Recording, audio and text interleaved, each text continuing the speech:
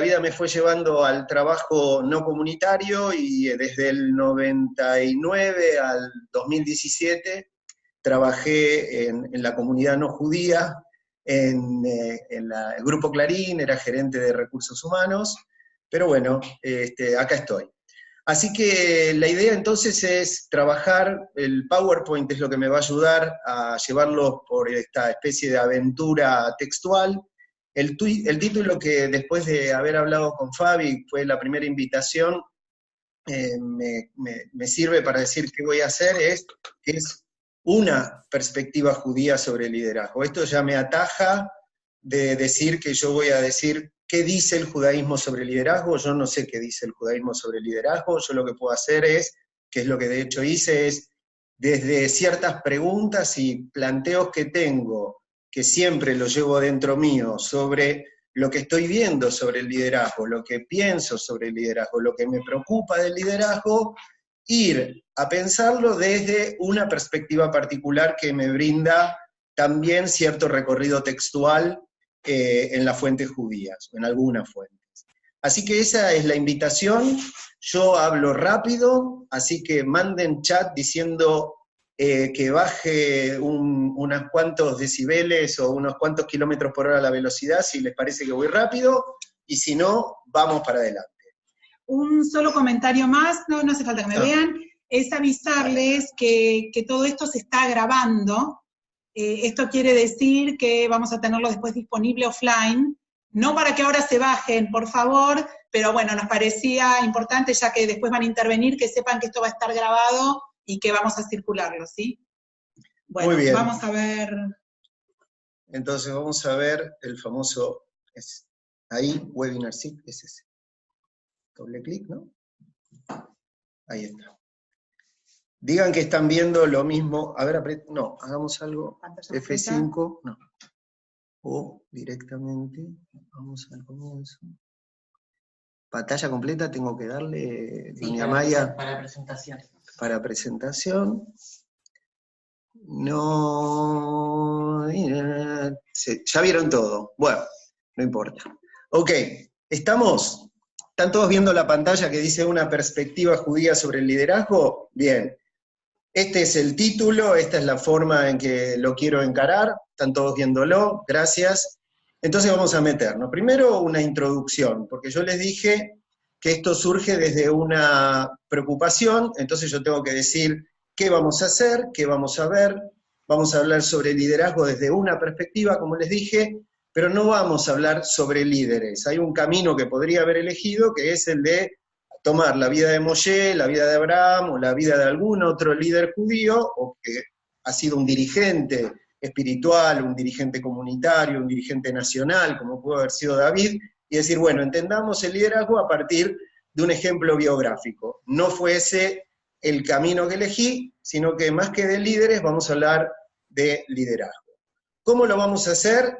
Bueno, como les decía, en un recorrido intertextual, algo que es bien judío, la intertextualidad, y en un recorrido circular. Vamos a ir liderazgo, fuentes, o judaísmo si quieren, y qué podemos aprender después, o cómo enriquecemos esa visión de liderazgo desde esta lectura. ¿Desde dónde? ¿No? Dijimos qué, cómo, desde dónde. Entonces yo digo, acá hay algunos riesgos que si quieren son riesgos que yo percibo, por supuesto es un punto de vista, de lo que está pasando hoy con el liderazgo en este mundo, si quieren llamarlo posmoderno, líquido, posverdad, post, ¿no? Post. Uno, un riesgo serio a que el poder no sea cuestionado. Cuando hablo del poder, si quieren, podemos tomar una visión, no importa si alguno no lo ha leído, bien, una postura bien Foucault, hoy retomado de una manera diferente por Byul-Chul Han, un coreano que vive en Alemania, que habla ya no de la biopolítica, sino de la psicopolítica, o sea, cómo somos copados psicológicamente y agudizados en nuestra búsqueda de casi de autoflagelarnos a través de la productividad, y ese poder que nos genera formas de ser, si quieren, de subjetivarnos, el riesgo es que no sea cuestionado, o sea, que el pensamiento crítico sea dejado de lado. Segundo, a que compremos líderes, sistemas o teorías a que el liderazgo sea mercantilizado, pero también a que a veces hagamos algo que un sociólogo brasileño llamaba importación acrítica. Tengo en este punto un ejemplo, el tema de las generaciones, los millennials, esto que se puso tan de moda. Cuando uno mira en nuestras orillas qué significa eso, es un tema para discutir muchísimo, porque yo creo, y siempre acá estoy hablando de lo que yo creo, pienso, veo, entiendo, es una visión más de clase que social. En nuestras orillas hablar de generaciones es hablar de cierta clase social que se puede dar el lujo de ser millennial, y muchos otros hoy no sé si se pueden dar ese lujo, pero bueno, lo instalamos, hay toda una industria que nos lleva a pensar de esa manera, y por supuesto también el liderazgo es otro objeto que se mercantiliza de esa manera. Por supuesto, algo más que nos pasa con el liderazgo hoy, y no digo que no haya sucedido antes, digo hoy se puede ver, es que nos fascinemos con el liderazgo, nos fascinemos con figuras. Esto es válido para hablar de Steve Jobs, que uno se cansa de que le reenvíen siempre su discurso cuando habló y recibió un doctorado honoris causa, que uno se pregunta por qué le dan doctorado a alguien que lo que hizo es plata, más allá de que tecnoculturalmente haya hecho un gran aporte. Pero existe esa fascinación, hoy casi es un lugar común, la gente dice conectar los puntos y hay como un guiño de decir, eso lo dijo Steve Jobs, no lo dijo él, ¿no? Por supuesto. Y esto es una prevención a que esta fascinación hace que nos dejemos gobernar demasiado. ¿Qué quiere decir demasiado? Justamente eso, es un aumentativo, a que nos dejemos también avasallar por algunas figuras que producen fascinación, pero en esto también, perdón, a los presentes, a veces también pasa con el Rebbe de Lubavitch. No estoy hablando solo de líderes no judíos, pueden pasar con líderes también judíos. Y a que esto, y acá sí que nos vamos a meter más a lo que después va a ser una forma de leer las fuentes, a que el liderazgo sea idolatrado, ¿no? La idea de líderes mesiánicos, todopoderosos, restituyentes. Uno, si bien Trump ganó por muy poco margen, uno se pregunta cómo puede estar una persona así en el poder, habiendo sido elegido. Otra cosa, por supuesto, es Putin, que ya a esta altura se autoelige, pero cuando uno ve el mundo en manos de quienes están, uno realmente se tiene que preocupar, y se tiene que preocupar porque estos líderes que de alguna manera se autoproclaman mesiánicos, ¿no? Hacer a América de nuevo grande, por ejemplo, y todopoderosos que todo lo pueden, uno no puede menos que preocuparse. Entonces, la gran pregunta es si tiene algo para decirnos el judaísmo. Y por supuesto, cuando digo el judaísmo con mayúsculas, me tengo que prevenir y decirles mi forma de leer, mi forma de entender, y bien sesgado desde un cierto entendimiento de lo que el judaísmo nos puede decir. Entonces, el recorrido, como yo les decía, es desde esto que ha sido una introducción, a meternos a hablar de liderazgo, no para quedarnos ahí, sino para entender de qué manera corta esta visión de liderazgo, que les voy a proponer, la lectura que vamos a hacer, y cómo volvemos de nuevo a pensar el liderazgo desde esta lectura, renovando esta visión del liderazgo. Entonces vamos a ver, tengo para compartir con ustedes una declaración y dos distinciones. Esta declaración no es mía, es una declaración que tomé de un profesor de ESADE de Barcelona, Ángel Castiñera, es un profesor especializado en filosofía política, y él dice, el liderazgo es una cuestión de cómo ser y no tan solo de cómo hacer. Yo creo que todos estaríamos de acuerdo en esto, ¿no? Que liderar tiene que ver con el ser y no con el hacer. Después vamos a tener que revisar muy críticamente esta afirmación desde la perspectiva judía, pero seguro que ustedes acordarán, pero es como una declaración, es algo que después habría que bajar y empezar a revisar en cada una de sus partes. Pero tomémosla por válida, porque de hecho yo también acuerdo, solo que diría, le vamos a tener que poner un ojo crítico también a esta definición. Entonces, dos distinciones, decía. La primera, una que seguramente todos ustedes conozcan, que es una distinción que tiene un lado A y un lado B, ¿no? Vamos a lehavdil, ¿no? Como nos dice la tradición. Lado A. El lado A es el lado de lo que clásicamente, después vamos a ponerle nombre, tiene que ver con la idea de que quien gobierna a otros, dirige a otros, conduce a otros, tiene el poder, un poder formal, jerárquico, que se lo brinda cierta estructura, una organización, una jerarquía, un lugar en una institución, que es el que puede mandar y dirigir, y al cual se le exige, se le pide, debe rendir cuentas, es accountable por la eficiencia. Luego le ponemos nombre. Lado B, el lado más idealizado, del que todos nos enamoramos cuando hablamos de liderazgo. No el que tiene poder, sino el que logra autoridad. El poder es el que uno impone, la autoridad es el reconocimiento. Es quien guía, quien moviliza, motiva, comunica, inspira, genera ganas. Si uno quiere decir del lado A, está, para bajarlo a un ejemplo, está enviar un mail. Ordenando algo, del lado B estaría enviar una invitación a la fiesta, ¿no? O sea, vamos a trabajar juntos, lado B sería eso.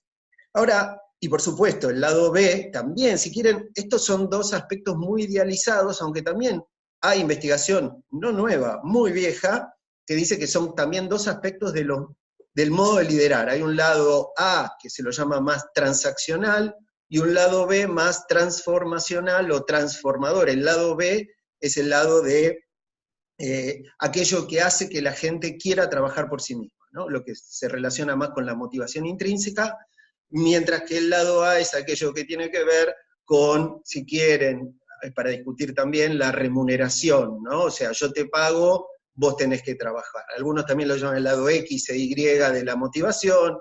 Esto ha sido súper explotado y está lleno, no alcanza todas las bibliotecas y librerías para meter todos los libros que se escribieron usando este esquema. Vamos a ponerle nombre. Distinción 1, managers y líderes, o gerentes y líderes. Uso la palabra manager porque posiblemente es la que más está de moda, o la que más se utiliza. Líder también lo podríamos escribir en inglés, manager y líder. No me voy a meter más, solo dejemos establecido un par de ideas, ¿no? Liderar en general se lo asocia más con potencia humana, como algo que las personas llevan, que tendría mucho que ver con lo que Castiñeira en la declaración llama el ser, ¿no? Es lo que uno es. En general este aspecto es el que más se discute si alguien lo puede lograr a través de la educación, ¿no? Es la capacitación forma líderes, y en general lo que decimos es, no, la capacitación te forma como gerente. O sea, ¿qué te da? Una tecnología social y económica que te permite hacer que las cosas sucedan. No se olviden que las organizaciones, hay una teoría que se llama la teoría de la firma, una teoría económica que dice, en definitiva, las organizaciones son creadas para reducir costos en las transacciones económicas. Vale decir, lo que se hace en el mercado se hace mucho más eficiente en vez de tener muchos puntos donde se hace la actividad, en concentrarlas en un solo lugar que lo hace más eficiente, en escala, todavía en la vieja economía si quieren, pero todavía sigue siendo válido como teoría económica, lo cual nos lleva también a cómo funciona esta tecnología social. Es una tecnología de eficiencia, es una tecnología de economizar, es una tecnología de ejército, de hacer que las cosas sucedan, mientras que el liderazgo es potencia, hay quienes lo tienen y hay quienes no lo tienen. Y en esto funciona lo que Natura no da, Salamanca no presta. Igual, hay que decirlo, esto es puro tema de discusión. Lo que es seguro es que siempre se trata de una relación, que esto es lo que me importa, ¿no? O sea, cuando hablamos de liderazgo, en esta primera distinción, es una relación que la voy a llamar de influencia, de dominio, de gobierno. Por supuesto, influencia, dominio, gobierno parece unilateral, porque viene desde el liderado, líder al liderado, sin embargo estoy diciendo, obviamente para lograr que el otro haga lo que uno quiere que el otro haga, y que el otro se sienta convencido en ese camino. Por eso está tan de moda, justo Fabi me comentaba, Simon Sinek, y algunos que hablan del propósito, y se habla mucho del propósito, con esta idea que sea más desde el liderazgo que desde el gerenciamiento, la convocatoria. Entonces, distinción 1, la dejamos acá, manager, líder, tenemos antes la declaración, la diferencia entre el ser y el hacer, que como verán pega en el medio, pero me gustaría agregar una segunda distinción que la suelo usar mucho Bernardo Blechmar la llama así, la del actor y el sujeto. No me gusta robar ideas sin nombrar al autor, porque dice que eso trae paz al mundo, ¿no? A medida Barbe Bro, ¿no? Trae paz al mundo. Entonces, decimos, una segunda distinción sería entre casi si quieren lo mismo que le pasa al actor que tiene que protagonizar un papel, ¿no? Hay una parte del liderar que es una máscara, si quieren, es una puesta en escena, es una cobertura que uno tiene el líder, pero también todos de alguna manera vivimos, y que dinámicamente hay que trabajar entre quién soy yo y quién soy desde el rol. Si quieren, esta otra forma de ver esta distinción es rol-persona, aunque persona no me gusta porque persona es máscara, entonces sería rol, sujeto, persona, individuo, ¿ok? Las palabras nos pueden llevar por caminos un poco difíciles. Entonces, ¿de qué estamos hablando? Y después lo voy a mostrar en un esquemita que armé ad ocasión, que lo que se trata es que hay un proceso de mediación continuo dentro de un guión social, un guión personal, un guión cultural, un guión organizacional, un guión de la cultura nacional, que es un tema también muy explorado por cierto grupo de holandeses que trabajaron el tema de las culturas nacionales y cómo impactan en las formas en que se gestionan las organizaciones, por ejemplo las multinacionales. Hay una mediación continua que hace la persona entre lo que debo ser en el hacer que estamos hablando y quién tengo que ser yo. Entonces, acá se juegan una serie de mediaciones, por eso me gusta esa palabra, o intermediaciones, que es la segunda distinción. Entonces, déjenme avanzar, ¿no? ¿Qué decimos? Estamos tironeados, si quieren de alguna manera. La miro a Fabi, porque si no, no sé a quién mirar. Ellos no te ven, están viendo la presentación. Ah, están viendo la presentación, sí, bueno. Sí, a lo mejor te ven chiquitito, pero claro, cuando él mira para el costado es que busca si lo estoy siguiendo, la aprobación del ejemplo. Claro, sí. Si estamos acá juntos, esto es un poco el backstage. Así es. Después le mandamos alguna foto. Alguna foto, sí, acá, alguna selfie, ¿no? Sacar, bueno. Como corresponde. Bien, entonces, este esquema que están viendo trata de poner a la vista esta idea, ¿no? O sea, ¿qué pasa con quien lidera, conduce? ¿Qué palabra usar? Es siempre difícil porque como todas están pregnadas para un lado o para el otro, pero uno debería decir, un líder es un practicante reflexivo, es alguien que está todo el tiempo procesando, mediando entre aquello que debe hacer como convocatoria y como gestión de eficiencia, entre aquello que viene tironeado desde sus propios valores como persona y aquello que le exige el rol. Y estas intermediaciones lo que requieren es de alguien que no puede ser un robot, tiene que necesariamente tener capacidad de parar en la práctica, volver sobre lo que está haciendo y seguir creciendo. De hecho, la gente, cuando uno que yo di muchísimos cursos de liderazgo, lo que te dice es, por suerte tuve este momento, no para aprender algo, sino para pensar, porque es lo más difícil de hacer mientras uno va haciendo, ¿no? Es como volver al ser en medio del hacer, aunque, como sabrán, no hay ser puro, siempre el ser está jugado en el hacer. Y sobre todo eso sí que es algo bien judío, ¿no? ¿Por qué lo digo? Porque como sabrán, el ser no se conjuga en hebreo, en el presente, no existe el ser. Con lo cual, esta cuestión de hablar de ser es una herencia más bien griega y católica o cristiana, más que una forma judía de ver las cosas. No tenemos ser, somos hacer, si quieren. Y aún tengo que usar el somos, cuando uno lo que debe decir es hacemos, ¿ok? Por eso es Naaseh Benishma.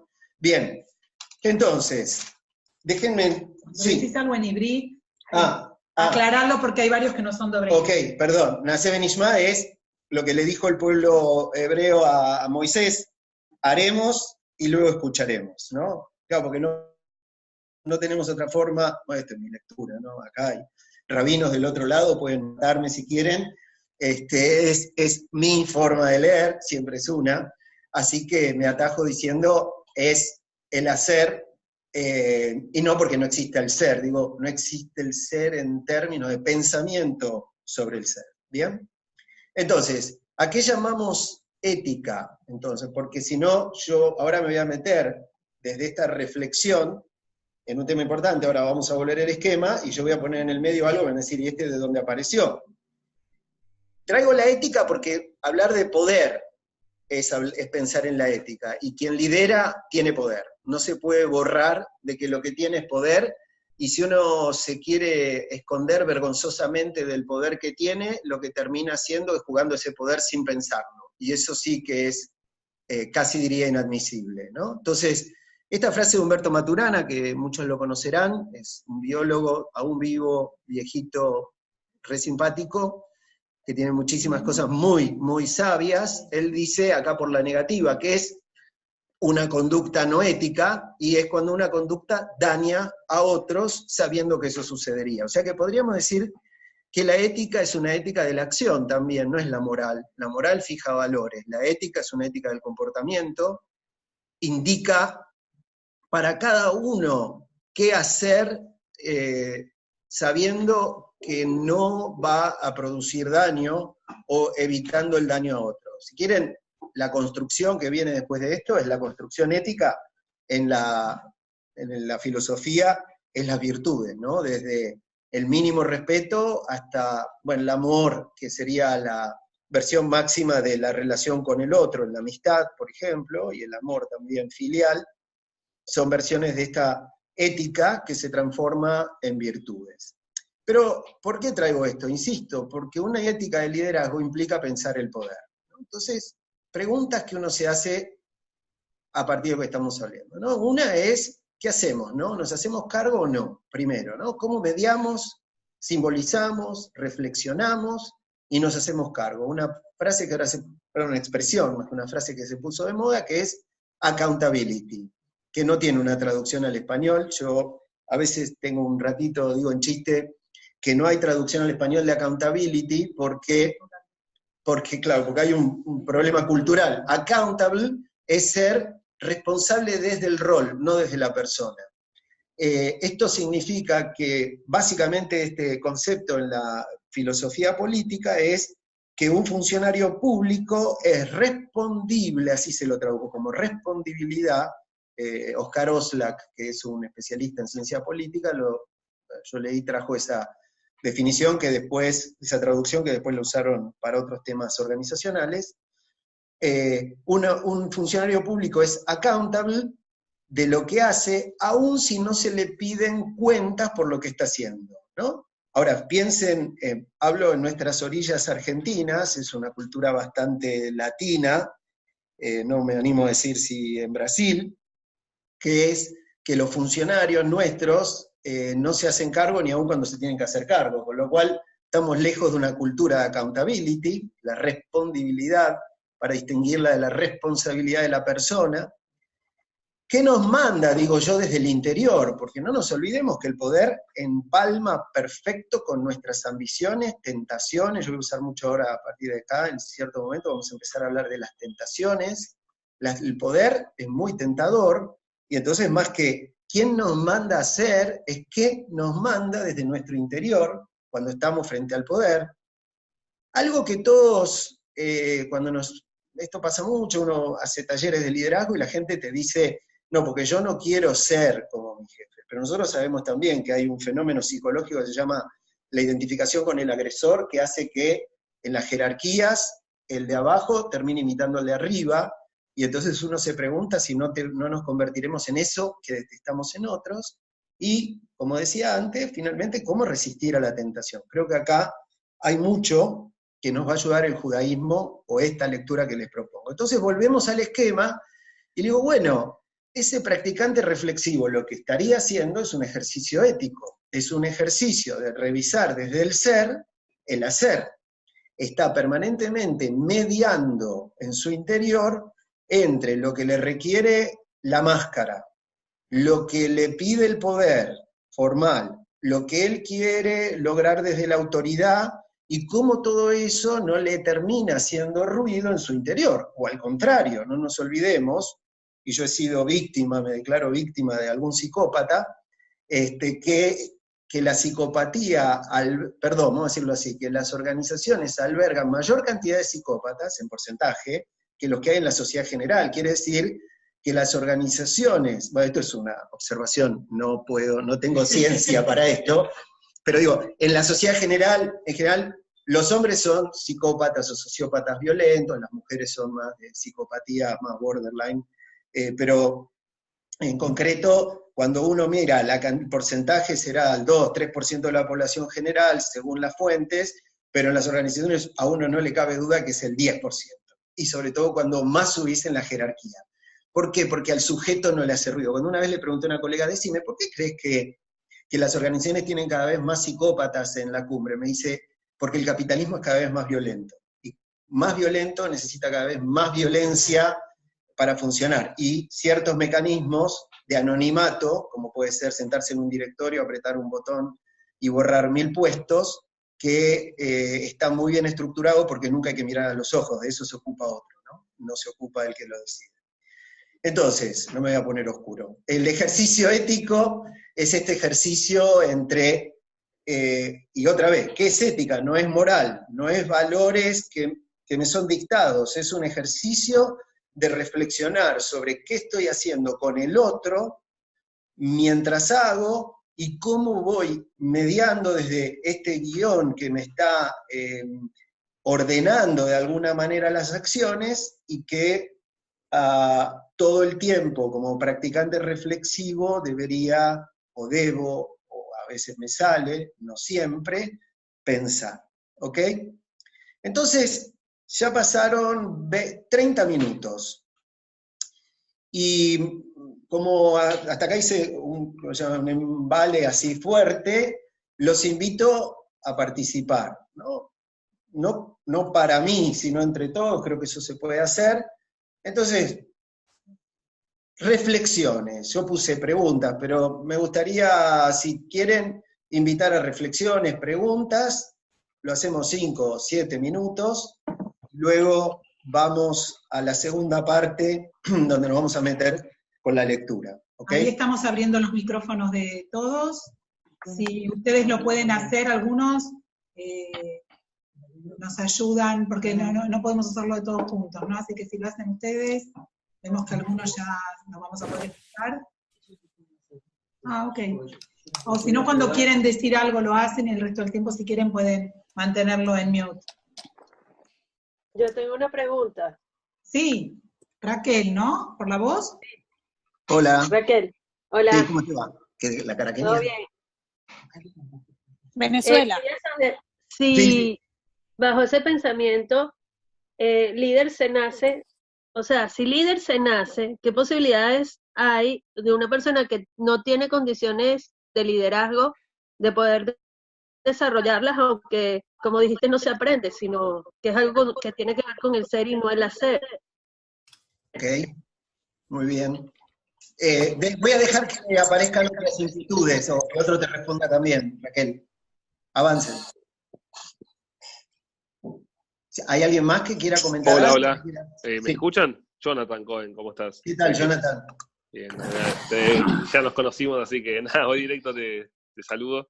Tengo una pregunta puntual, que hoy no la tengo, pero quizás otros compañeros sí, y a veces aparece, que es cómo uno, cuando se ve como líder, y en esa mediación que hace constantemente de lo que es y lo que debe hacer, muchas veces en una organización, por distintos contextos, consejo de administración, el entorno que lo afecta, tiene que evaluar hasta cuándo uno se siente cómodo lidiando entre lo que es y lo que debería hacer, porque también implica un desarrollo profesional, ético. Vos, me imagino, del mundo privado, que muchas veces habrá dicho, bueno, quiero seguir acá, sigo enfrentando nuevas responsabilidades a partir de esto, no sé si contradicciones o posiciones La mía, sí.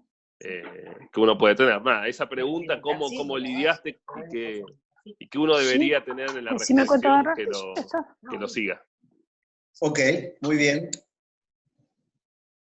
Gracias. ¿Alguien más quiere o contestar o sumar? Yo hago un comentario, ¿puede ser? Sí, ¿quién es? ¿Quién? Adrián. En relación a lo que decía Johnny, me parece que como un paso atrás de ese análisis de la posibilidad de liderar una institución o no, según el contexto o el directorio o los factores, creo que inicialmente es la evaluación de si yo como persona y todo el análisis ético y moral, entro dentro de esa organización por las características, como que es una evaluación anterior a lo que va sucediendo en el trabajo. Si evalúo que por las características de la organización yo puedo entrar ahí, hay un margen de maniobra que puede hacer que obviamente no sea una situación perfecta, pero sea totalmente manejable. Si de movida voy a ir a una organización que no tiene demasiados puntos en común con lo que para mí es importante, es muy difícil que finalmente me pueda alinear con el directorio, con el staff profesional y demás. Ok, muy bien.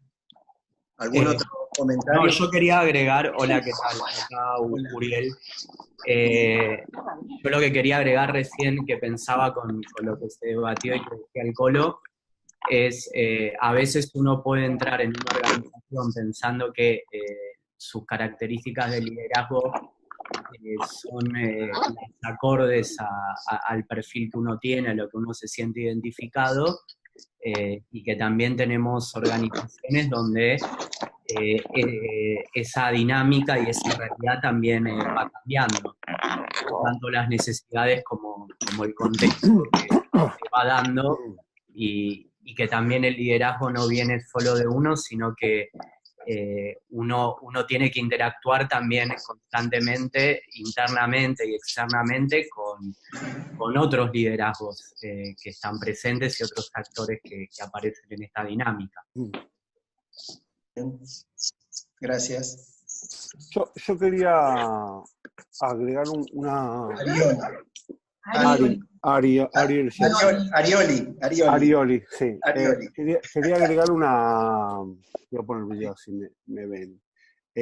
Una cuestión a lo que el Colo estaba diciendo, y que muchas veces hasta hace un poquito de ruido, y es la cuestión de cuando uno asume un liderazgo, o por el hecho de tener el carisma para ser líder o no, y muchas veces eso a veces juega en contra con la organización en donde vos estás trabajando, y necesitas la parnasá para seguir con tu liderazgo. Esa organización va en contra de muchas veces de lo que vos sos, ¿sí? Entonces ahí tienes un problema ético personal en donde cómo manejar ese liderazgo, es decir, ok, me quedo acá, pero no estoy a favor de esa organización. Y necesitas la parnaja para poder continuar. Eso solo. Muy bien, voy a meterme. Bueno, súper, la verdad que me encantó el debate. Ya casi tendría que decir, no tengo mucho para agregar, porque la pregunta es, si la pregunta fuera, ¿y vos qué hacés? Y es que padezco en los mismos lugares de los que ustedes están padeciendo. Yo no me siento en condiciones de decir, yo encontré la forma de mediar en ese guión que hay que trabajar. Yo lo que podría decir es algo que no es muy judío, pero el año pasado estuve estudiando un poco más a fondo filosofía, y hay una carta que Platón escribe a raíz de que es invitado, es de las cosas que menos se conocen de él, que tuve la fortuna que alguien la enseñara. Escribe cuando es convocado desde la ciudad de Sicilia, allá en el sur de Italia, a intervenir en política, y cuenta las desventuras que había vivido con un tirano local, Dionisio, padre e hijo, dos tiranos, que también esto es un término, vamos a volver al tema de la tiranía, y que casi le cuesta la vida, ¿no? Entonces, ahí aparece un concepto que es el concepto de, no de la verdad, sino de mi verdad, ¿no? Entonces uno debería pensar, bueno, yo tampoco puedo decir que lo que tengo yo respecto de lo que está sucediendo es la verdad. Quizás tengo mi verdad. Y en todo caso, el tema es si uno, y acá vamos a poner una palabra, tiene el coraje y la habilidad para poner a la vista esta perspectiva, ¿no? Y cómo trabaja sus propios miedos, como los que están trayendo de perder la Parnasá. Yo jamás diría morir en el intento, perder un trabajo, en parte no me siento autorizado para decirlo, creo que todos sabemos dónde está el límite, dónde la incompatibilidad. ¿Perdón? Bien, ¿cómo estás tú? Hola. Ari Sigal desde Santiago de Chile. Porque me dijo que lo llaman por teléfono, a ver si lo veíamos online. Ya.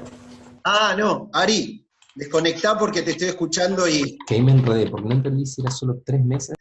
Bueno, entonces, pensaba casi en un tema como histológico, ¿no? De la compatibilidad, como si fuera la compatibilidad del ADN, ¿no? Hay un tema que está acá que yo, quiero decir, yo no sé si uno puede a priori saber si esa organización me es completamente compatible. No se olviden que uno entra a las organizaciones porque también hay algún brillito ahí que le gustó y dice, esto me gusta, esto me desafía, y después llegás y te encontrás con que ahí verdaderamente está el Gehinom, la Gehenna, está el infierno, y ni te diste cuenta, porque aparte siempre nos esconden esa parte, nos muestran la belleza de trabajar en ese lugar y después te encontrás con lo que te encontrás. Entonces, bueno, yo creo que usted... filtra lo que quiere ver en determinados momentos. También.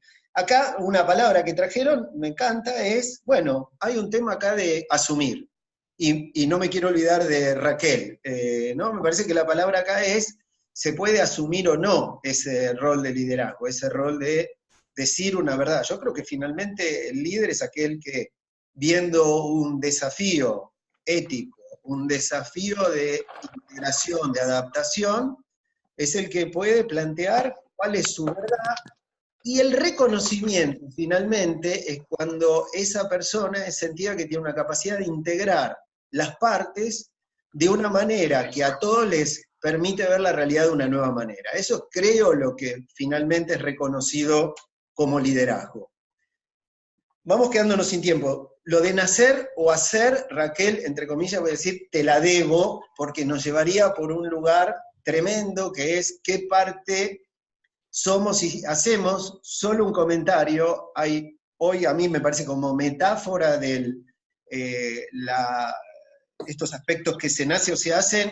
Hay uno, te recomiendo que mires en TED una conferencia de un señor que se llama James Fallon, que habla de la psicopatía y explica cuáles son los 3 componentes en la generación de psicópata, y vas a ver que habla de los factores neurocerebrales, de los factores biológicos y los factores biográficos.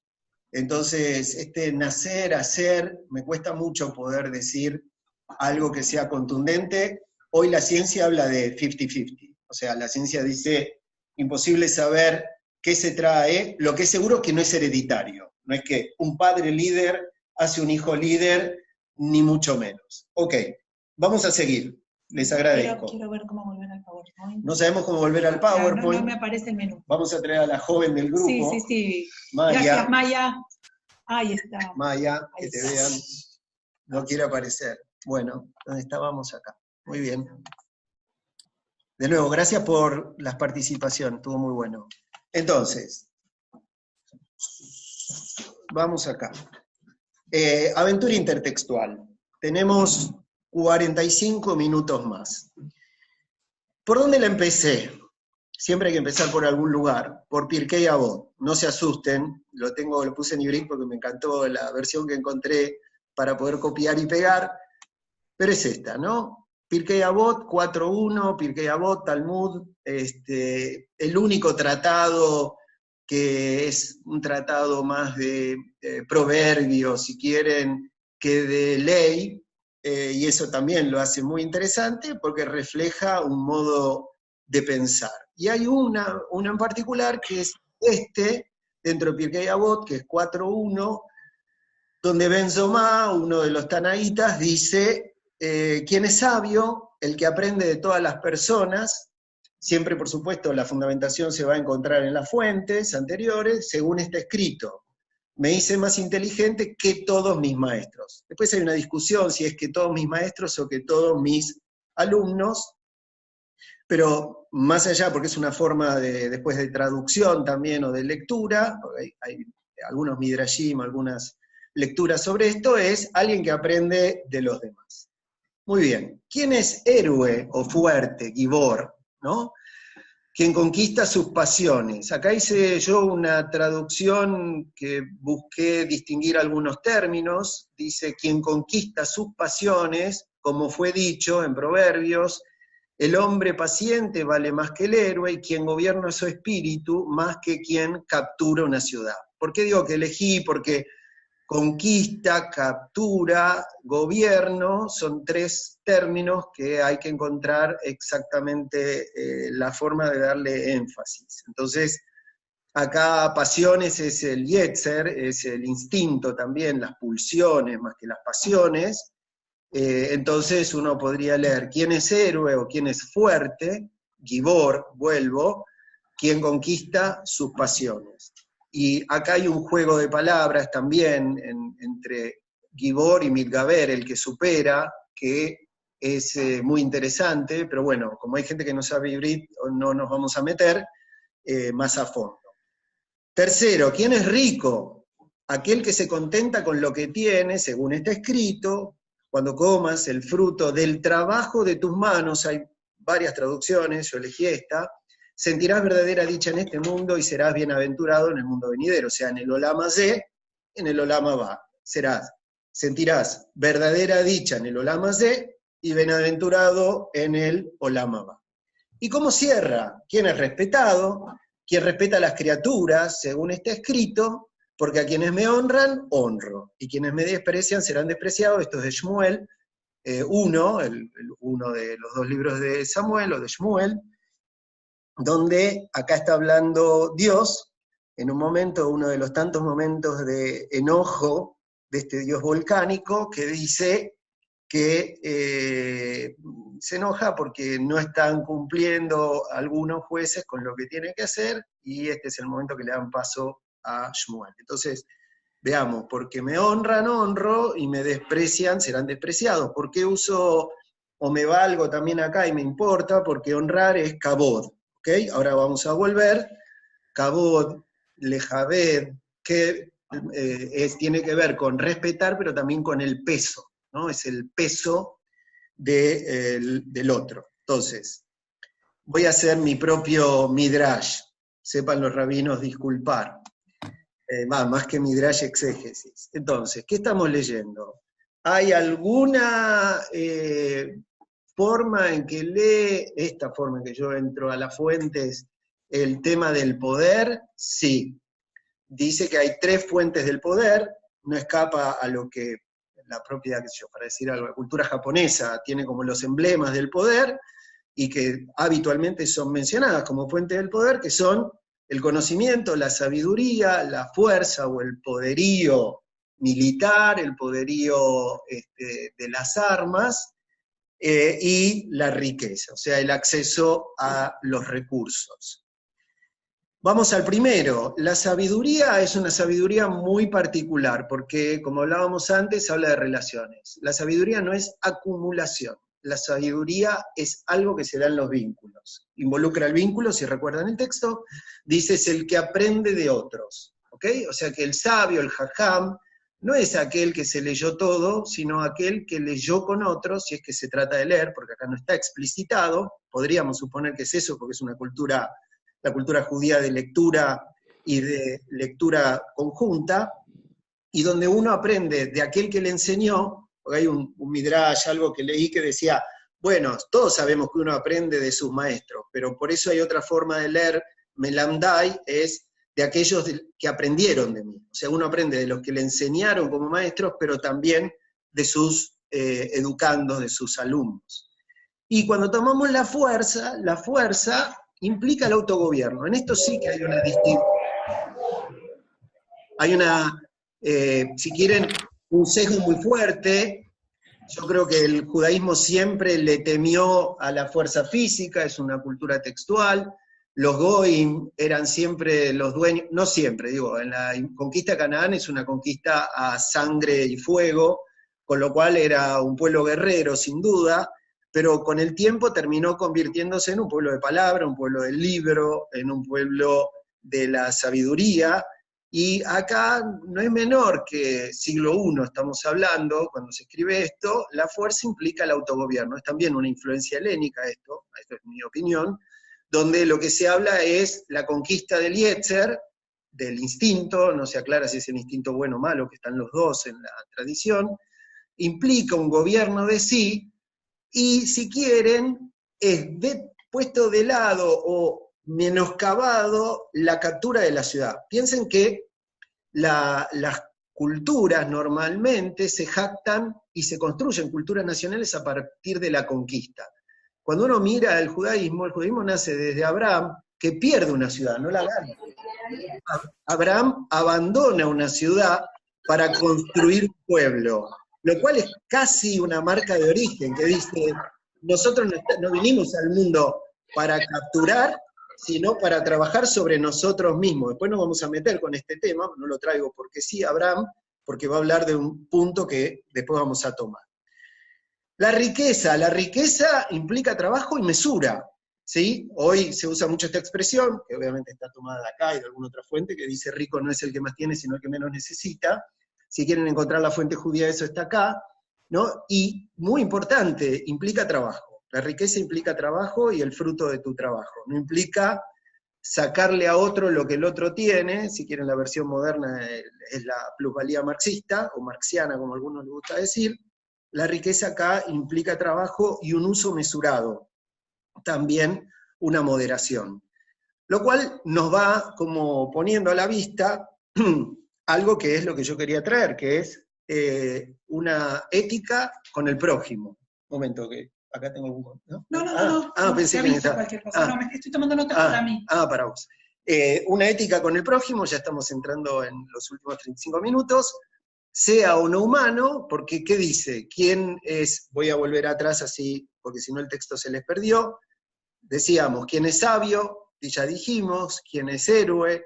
¿Quién es rico? Pero no se olviden que acá agrega una nota interesante, que es quién es respetado, porque al final, quién es reconocido, no es quién tiene el poder. Que esta es la parte que me parece que agrega una nota muy interesante, y diría diferencial o que distingue, que es el respeto, ¿no? Entonces vuelvo acá y les digo, bueno, cuando hablamos del respeto, de lo que estamos hablando es de cabot, o sea, darle al otro respeto como diferenciado, porque cabot, por ejemplo, en Cabé de Tabija y Betimeja, respeta a tu padre y a tu madre, es respetarlo como diferentes. O sea, es, si quieren, hoy que está tan de moda la diversidad, es una nota de diversidad, es una nota que tiene que ver con que el prójimo, no solo el prójimo humano, sino también, si quieren, el prójimo natural, merece ser tenido en cuenta en todo el peso específico que tiene, para que yo sea respetado. No me van a honrar a mí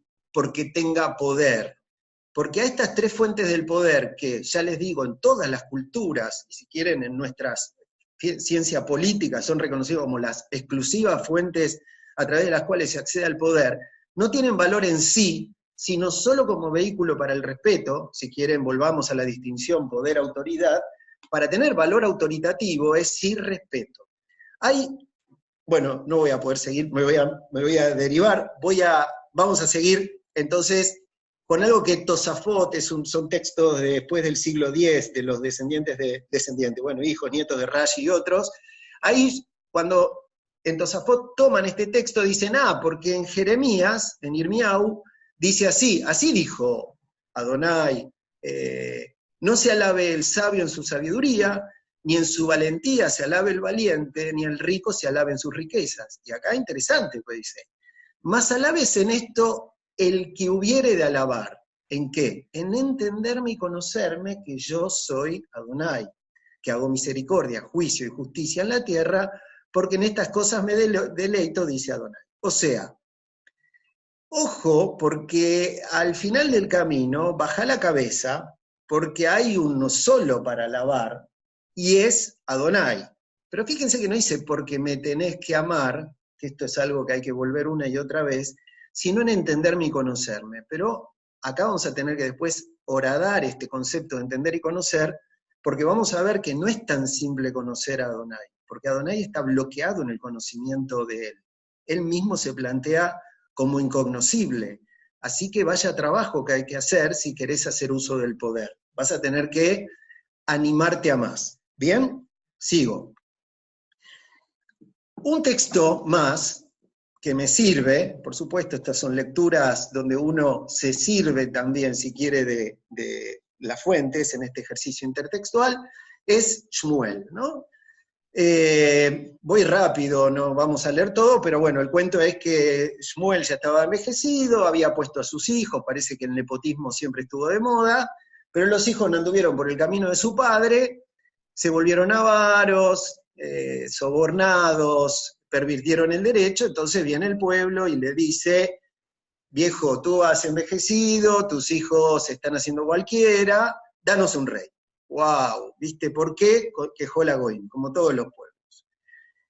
¿Y qué le pasa? Shmuel dice, no, esto no me gusta nada. Entonces va a Adonai y le dice, mira, oye la voz del pueblo en todo lo que te digan, porque no, perdón, lo que le dice Adonai a Shmuel, después de que él le dice, mira lo que me están pidiendo, oye la voz del pueblo en todo lo que te digan, porque no te han desechado a ti, sino a mí me han desechado, para que no reine sobre ellos, y fíjense a dónde va decir, conforme a todas las obras que han hecho desde el día en que los saqué de Egipto hasta hoy, o sea, este pueblo es irredento, no hay forma de llevarlo adelante, es un pueblo indómito, dejándome a mí, sirviendo a dioses ajenos, así también hacen contigo. O sea, no, Shmuel, esto está más allá de vos, esto es un vínculo conmigo, al cual no me obedecen porque yo los saqué de Egipto, o sea, yo les dije, no sean esclavos.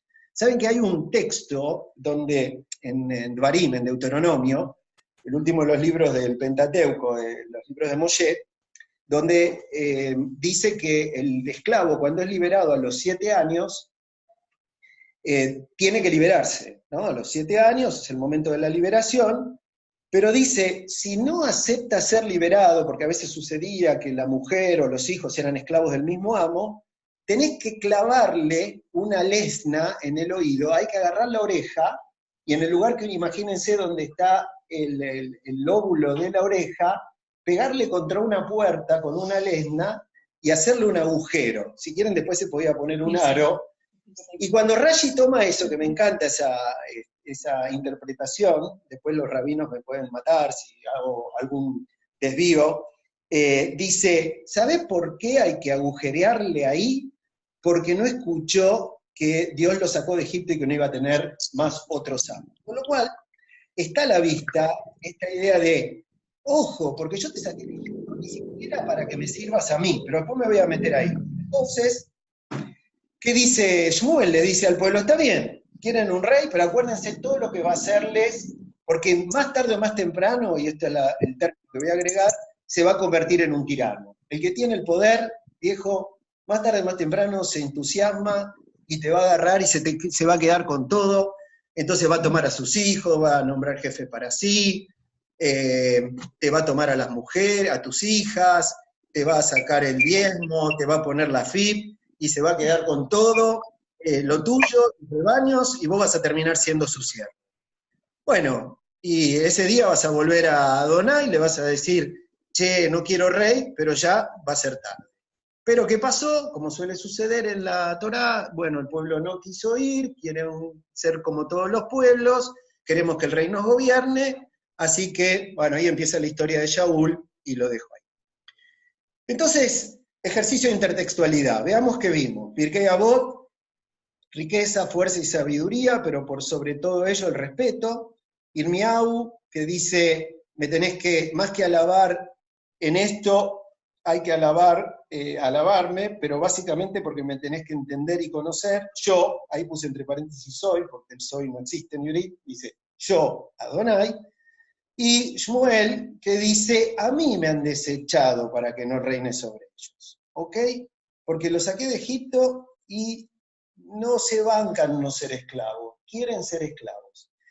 Entonces, algunas ideas fuerza y a dónde vamos con esto. 1, el punto clave en el relato o en los relatos, y al cual se vuelve una y otra vez, es Egipto y la salida de la esclavitud. Uno podría preguntarse, ¿pero podría haber otro tema? Sí, la creación del mundo, ¿por qué no? Si está recordada en Shabbat y en cada uno de de las tradiciones, ¿por qué no? Sin embargo, en este recorte nos encontramos sistemáticamente, cuando se habla del poder, de la fuerza y de qué está pasando con ese uso del poder, con Egipto. Segundo, un tema que ahora voy a introducir, el concepto de idolatría, ¿no? Es la idolatría y el rechazo a la tentación. Lo veíamos en el uso de la fuerza, lo vemos después en la idea de que esto que los demás te están mostrando es idólatra, los pueblos que te rodean. Ojo, porque te podés tentar y esa tentación va a terminar en tiranía, y te va a llevar a un lugar idolátrico. Y otra idea fuerza que aparece es que, y esto es interesante, me tenés que conocer, dice siempre Dios, aunque en la práctica resulte imposible. Entonces, ¿a dónde nos lleva esto en este ejercicio textual? A un núcleo duro, le voy a poner, de todas estas lecciones, que son los 10 mandamientos. Bueno, vamos, salto textual. Yo, Javé, Adonai, tu Señor, que te he sacado del país de Egipto, de la casa de esclavos. Fíjense, esto no lo dije yo, muchas veces se lo he escuchado también a Peretnik y otros, que no se puede dudar de su fervor judío. Dicen, en ningún lugar, dice acá, me tenés que amar, sino se presenta, recuerda la casa de esclavos, Egipto, de donde te saqué, no podás tener otros dioses, y después se despliega el resto de los mandamientos, pero yo me voy a concentrar en los dos primeros, solo que por un tema de conocimiento, por si alguno no lo recuerda, no podrán tomar en falso el nombre de Dios. Zahor et Shabbat, recuerda el Shabbat para santificarlo, porque ahí sí recuerda la creación del mundo. Honra, que es lo que también quería enfatizar, Kaved, ¿no? Darle kabod es darle peso, Lejaved es honrar. No asesinarás, no es no matarás, la traducción Litzach es asesinar. No cometerás adulterio, no robarás, no darás falso testimonio, así como no lo darás prometerás en vano, usarás el nombre de Dios en vano, tampoco contra tu prójimo. Y esto que es clave, es casi como si fuera el punto de construcción del resto de los mandamientos, que es no desear. O sea, todos los problemas comienzan, si quiere uno podría leer del 10 al 1 y decir, acá está el comienzo de los problemas, que es las tentaciones, ¿no? Las tentaciones son las que después construyen el falso testimonio, el robo, el adulterio, el asesinato, el no respeto, etc.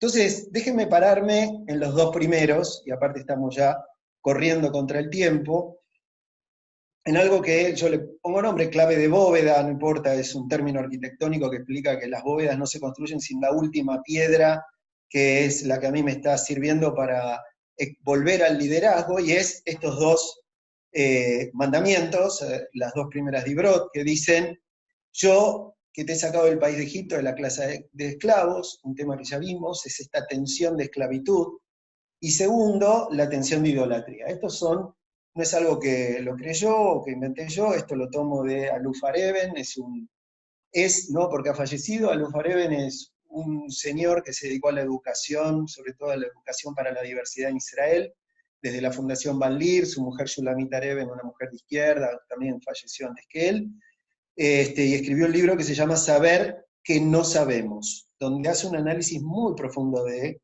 estos 10 mandamientos, y dice, bueno, esta es la piedra, si quieren, basal, la piedra filosofal para entender de qué hablamos cuando hablamos de judaísmo, porque estamos hablando de esta tensión continua entre tener un Dios incognoscible, el cual se nos escurre delante nuestro, porque no deja ser transformado en imagen, ¿no?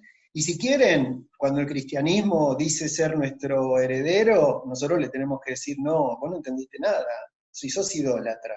La Santísima Trinidad es un ejemplo tremendo de idolatría, ¿bien? ¿Por qué? Porque dice, bueno, entre ambos mandamientos, dice Aluf Areben, no se puede idolatrar ni siquiera a Dios. es conocerlo sin nunca llegar a saber. Por eso el texto de él es saber que no sabemos. Ese sería, si quieren, como el hallazgo final, ¿no? Y uno dice, bueno, pero esto después, ¿cómo lo retomo desde el liderazgo? Ahora vamos a ver. Fíjense lo que decía Saadia Gaón en el siglo X. Dioses de oro, de plata, de madera y de piedra, pues son hechos por las manos del hombre, tienen boca y no hablan, tienen nariz pero no huelen, tienen manos pero no palpan, tienen pies pero no andan. Como ellos serán los que lo hagan. O uno podría decir al revés, como lo hacen ellos son, como lo hacen, porque uno lo hace a imagen y semejanza de lo que uno es. Descartes decía que si nosotros fuéramos triángulos, Dios sería un triángulo, pero lo pensamos como persona porque es la proyección de quienes nosotros somos, lo cual, mejor ejemplo de imaginarlo con barba a Dios como si fuera un ser sabio y barbado, es porque si nosotros fuéramos otra cosa diferente lo hubiéramos proyectado ahí. Pero no me quiero meter ahí porque esto puede terminar en una discusión teológica y no es nuestro foco, pero sí que hay toda una tradición que es una tradición muy fuerte, que lo que dice es, ojo con la tentación idolátrica, ojo con la tentación de fetichizar a Dios, de transformarlo en una imagen, de tratar de reducir la tentación, la angustia interna que tenemos ante lo no conocido. Esto no conocido es algo que vamos a tener que bancarnos, y con eso, si quieren, también estoy diciendo por qué no di respuesta antes a cuando discutíamos o hablábamos sobre qué hacer, ¿no? ¿Quién puede decir qué hacer cuando se trata de estas decisiones éticas individuales?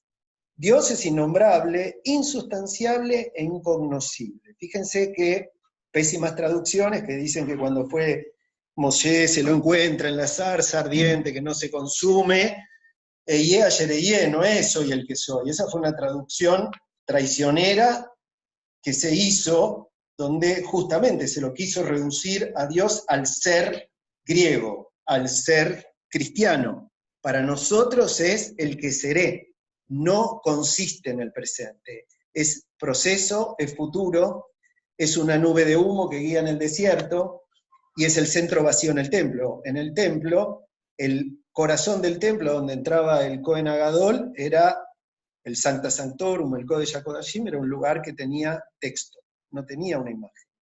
O sea que es un centro, si quieren, pensado desde el punto de vista de las religiones, es un centro vacío.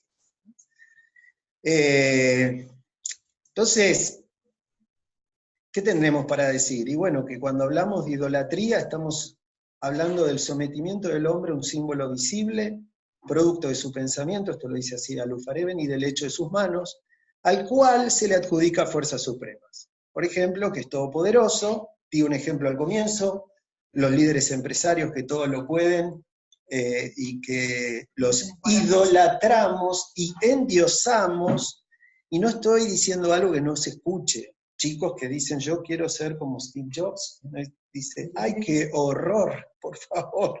O Bill Gates en el pasado, o ahora el dueño de Tesla y de SpaceX, que no me acuerdo cómo se llama, que también pasó al panteón de los líderes idolatrados.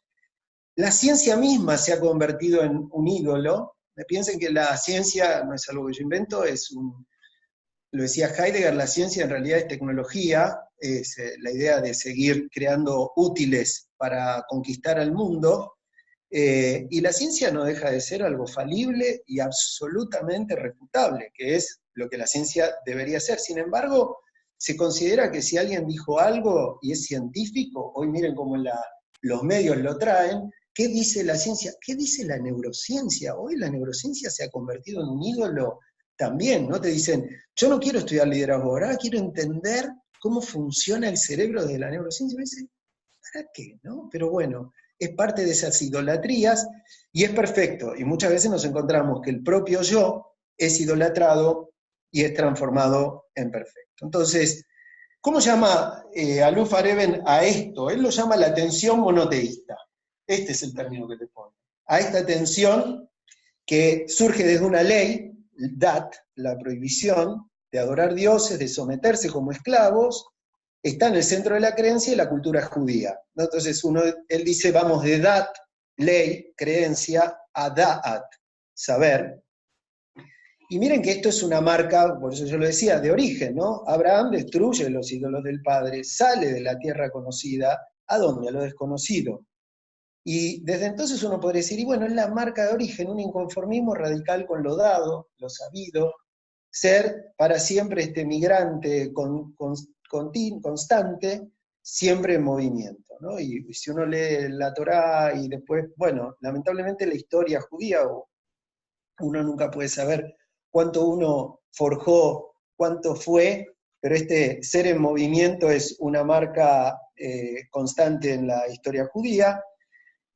Las tentaciones la traen los otros, los idólatras, pero después se incorporan, como vimos en el caso de Shmuel, y hoy yo agregaría, hay demasiado con qué tentarse en el capitalismo. Para los que no la vieron, tienen que verla, la película Los dioses deben estar locos, una película muy vieja, de un francés, que muestra cómo en un rincón lejano de África, un grupo de africanos que se llevan bárbaro entre ellos, que tienen una vida rebucólica, pacífica, un ñato que anda por ahí en el avión, desde un avión tira una botella de Coca-Cola chiquita, de esas de vidrio, y empieza una guerra por la botella de Coca-Cola, ¿no? Los dioses no están locos, los dioses nos proponen idolatrarlos. Y hasta el más pintado, el más tranquilo, el más pacífico, cae. Entonces, digo, lo puse de alguna manera así, el recorrido es inverso, nosotros fuimos de Pirkei Avot a los 10 mandamientos, pero uno podría decir, el core está en los 10 mandamientos, en esta tensión monoteísta, tensión ética, un monoteísmo ético, si quieren, que también es un término más utilizado, el monoteísmo ético, porque no es un monoteísmo transformado a través de la tradición griega en la tradición occidental del cristianismo que lo transformó en Trinidad. Es un monoteísmo que implica una tensión inherente y es una tensión ética. ¿Por qué ética? Porque es de toma de decisiones continua, procesando esta realidad que es siempre incognoscible y que se plantea como el propio Dios. Entonces después, si uno quiere, expandimos con Shmuel y terminamos en Pirkei Avot. Vamos cerrando, y después ustedes, ¿ok? Fabi. No, en un ratito les damos micrófono. Sí, luego, pero... ya estoy cerrando, quedan dos slides. Sí, perfecto. Yo dije, bueno, y hay que cerrar el círculo. Bueno, yo digo, ¿y para qué di tanta vuelta? ¿No? Entonces, bueno, déjenme cerrar con lo que yo diría, bueno, esto nos invita a pensar una ética del liderazgo de esta lectura, ¿no? Y sería una respuesta a los riesgos que planteé allá lejos a las 9:05, ya me parece que fue antes de ayer, pero si se acuerdan, yo planteaba algunos riesgos, el riesgo de la mercantilización, la fetichización, la fascinación, la caída del pensamiento crítico, que obviamente ustedes me pueden decir, pero eso te preocupa a vos, sí, es lo que me preocupa a mí, por eso digo, es una lectura y por supuesto lo que yo invito a ustedes a compartir, ¿no? Entonces, y un cierre sobre el esquema que veníamos trabajando de las distinciones y la declaración. ¿Cómo uno podría pensar el liderazgo acá? Desde un contrato idolátrico a un contrato ético, ¿no? Algún autor en la década del 90 hablaba desde el contrato patriarcal al contrato autónomo, un tal Peter Block, si quieren se podría parecer, pero el contrato idolátrico es un poco más fuerte que el contrato paternal. Hay un contrato idolátrico cuando las organizaciones nos invitan a, por ejemplo, poner al dueño, al fundador en un lugar intocable, al gerente general como no le vayas a decir tal cosa, no porque él es el que sabe, o mirá que se puede ofender. Y uno dice, bueno, en el judaísmo la respuesta fue no a los reyes porque siempre está el riesgo de la tiranía, que rápidamente se convierta en un tirano. Y cuando sea tirano, entre comillas, ya va a ser tarde, que es lo que le dice Shmuel al pueblo en nombre de Dios. Ojo, no le vengan después con quejas. Si ustedes se dejaron subyugar, se dejaron seducir, entonces no me vengan a mí a pedir que los salve de ahí. Ahí va a ser tarde. Otra lección, reconoce tu deseo, reconoce que vivís en una tensión interna. Para eso, sabé de vos mismo. ¿Por qué? Porque no tenés que caer en la tentación. ¿Qué quiero decir? Reconoce que la sabiduría no es el producto de tu ser aislado en el mundo, es de un conocimiento que ganaste con otros. Que el poder lo ganás cuando te superás a vos mismo y gobernás tus pulsiones, cuando te gobernás a vos mismo. Y entonces, y si entendés el fruto de tu trabajo como algo que te da orgullo y respetás al prójimo, ahí vas a poder también trabajar mejor con los demás. Hay una tensión que es insoportable para todos nosotros y para las organizaciones, las instituciones, es tremenda, que es que el futuro es incierto, imposible que les demos una solución. ¿Qué pasa con los líderes? ¿Y qué le pedimos a los líderes? Porque no es que es solo lo que ellos hacen. ¿Cuál es el contrato idolátrico? Cuando nosotros decimos, no, fuma abajo del agua, la tiene recontra clara, no sabés, quédate tranquilo que si él maneja el barco, nosotros estamos seguros. No estoy diciendo frases que no hayan escuchado habitualmente. Bueno, la invitación judía es, bancate la tentación del desconocimiento, la tensión, perdón, del desconocimiento. Este es el núcleo del monoteísmo ético, es entender que hay que ir hacia lo conocido, pero lo conocido es en futuro y no consiste, no se sustancia en un ser, sino que es puro proceso, y la angustia que eso implica. Y por supuesto, no te dejes subyugar por los emblemas del saber, de la fuerza, ni de la riqueza, ni para vos ni para otros. Y esto sería sostener un lugar crítico. La crítica, no tenemos mucho tiempo, pero la crítica hay que entenderla como la capacidad que deberíamos tener de lidiar permanentemente con estas fuentes de poder, ¿no? O sea, con el poder físico, el poder intelectual, o el poder del conocimiento, y el poder de la riqueza, ¿no? Eso sería un lugar crítico. Utilizar la razón, si quieren, para ponerle una palabra, para mantenernos en un estatus de pregunta y no aceptar la respuesta como dada.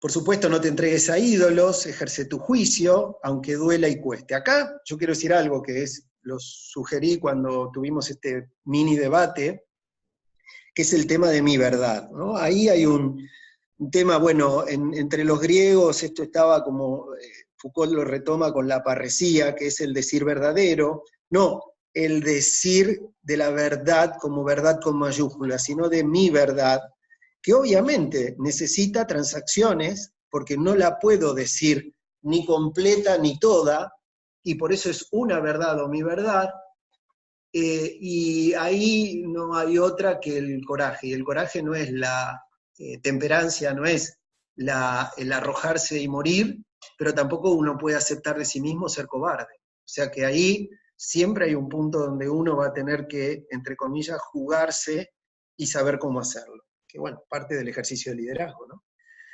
Y como yo decía antes, también podemos aprender algo, digo, para la cultura, si quieren, que el kabod, darle al otro el peso que merece, es finalmente una lección de diversidad, de gobernar en la diferencia y una ética, por supuesto, relacionada con ello, que lo que sostiene es que el poder per se no funciona si no hay respeto. Y el respeto, insisto, no es solo con el prójimo, sino también con el mundo natural, el mundo que nos rodea. Si queremos ser respetados por el mundo que nos rodea, lo debemos respetar. De esto no hay mucho más para decir, sabemos lo que el mundo nos está haciendo, se está vengando de nosotros por el irrespeto. Entonces, cerrando, volvemos al esquema. ¿Qué tengo para enriquecer, si quieren, después de esta vuelta? Y hay una propuesta judía para pensar este lugar de transacciones continuos que hay que hacer en este tironeo entre el actor, el sujeto, el líder y el manager. Es una ética monoteísta, es una atención monoteísta, es una que dice, ¿y qué vas a hacer? ¿Viste? Estamos en proceso, somos futuro, no consistimos, y estamos movidos por una necesidad de lectura, si quieren, ¿no? Como la que estamos haciendo, una lectura de realidad, e ir produciendo esas mediaciones, como yo decía, dentro del guión. Y si volvemos a la declaración, yo la enriquecería de esta manera. El liderazgo es una cuestión de ser, pero de un ser ético. Conocerse, conocer y conocerse, respetar y respetarse, no tentarse con el poder y sus emblemas, y por supuesto no tan solo cómo hacer esto o aquello. Si quieren vuelve sobre el tema de nacer y ser, ¿no? De lo que Raquel traía como pregunta, uno podría decir, seguro que puedo aprender a hacer esto o aquello, es el management, es una disciplina, si quieren podemos ir con cierto estatus de ciencia, porque tiene algunas evidencias de qué funciona mejor y qué no funciona tan bien. El problema, el verdadero desafío es qué hacemos con nuestro ser ético.